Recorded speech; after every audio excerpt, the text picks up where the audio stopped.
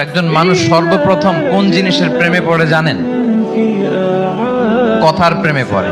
কিসের? কথার প্রেমে পড়ে। কথার ধরন, কণ্ঠস্বর, তার অ্যাটিটিউড, তার শব্দের জাদু, এটা মানুষের হৃদয়কে জয় করে ফেলে। রেগে যেও না, কারণ রেগে গেলেন তো হেরে গেলেন। রেগে গেলে হেরে গেলেন।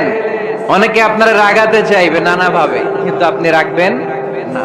আপনার সাথে ঝগড়া করতে চাইবে, পায়ে পাড়া দিয়ে ঝগড়া করতে চায়, এরকম আছে না নাই? আপনারা রাগাতে চায়, ফুসলাতে চায়, কিন্তু মুমিনরা, মুত্তাকিনরা, তারা যেন তেন কোনো কারণে রেগে যায় না। তারা তাদের রাগকে হজম করে। আলহামদুলিল্লাহ পড়ে। আমি হীন দুনিয়া, দুনিয়া থাকবে কিন্তু আমি নাই। আজকে কার জন্য আটকে আছে দুনিয়ার কাজ বলেন তো? আপনার দাদার জন্য, আপনার নানার জন্য। তো আপনাকে লাগে কেন? আপনাকে লাগে? লাগে না তো আমাকে। আমি হীন দুনিয়া, একদিন কিছুই ছিলাম না।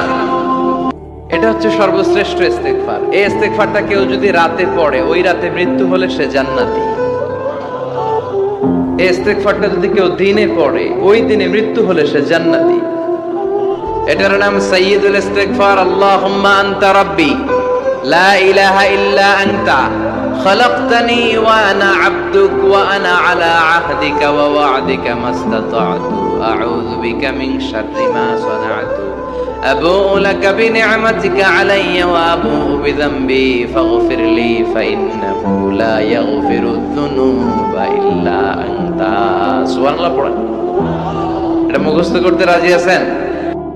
ভালোবাসা অনেক গুরুত্বপূর্ণ বিষয়, ঠিক আছে, কিন্তু ভালোবাসা শুধুমাত্র একমাত্র গুরুত্বপূর্ণ বিষয় নয়। আরো গুরুত্বপূর্ণ বিষয় হচ্ছে বিশ্বাস, সম্মান এবং আনুগত্য।